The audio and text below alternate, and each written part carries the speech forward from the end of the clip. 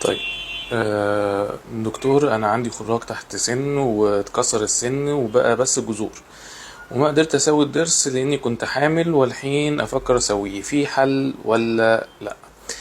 آم، الفكرة ان انا لازم اشوف الضرس، ولازم اعمل له اكس راي، ولازم نشوف الباقي منه قد ايه، يعني الباقي سليم منه قد ايه.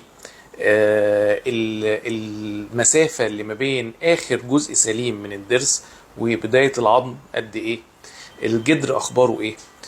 برضو لازم اخد له اكس راي، وساعات بنحتاج اكس راي 3 دي او ثلاثيه الابعاد او مقطعيه، يعني عشان اقدر اقيس بالظبط طول الجدر عامل ازاي، وانا لما اركب عليه طربوش بعد كده هيبقى طول الطربوش لطول الجدر عامل ازاي، لان المفروض يبقوا اقل حاجه ان الطولين يبقوا متساويين، طول الطربوش فوق لطول الجدر، ده اقل حاجه خالص. فهي على حسب وضع الضرس عامل ازاي ووضع الجدر عامل ازاي، ده اللي يحدد لي اذا كان هينفع تاني ولا اذا انا مضطر ان انا اشيله واحط مثلا امبلانت او زراعه او حاجه زي كده. فالف سلامه على حضرتك، وحضرتك بس روحي لدكتورك، او لو عايزه تبعتي لي الاكس رايز مفيش مشاكل، وان شاء الله يبقى ليها حل. برضو لو في اي اسئله سيبوها لي في الكومنتس ونجاوب عليها باذن الله. سلام.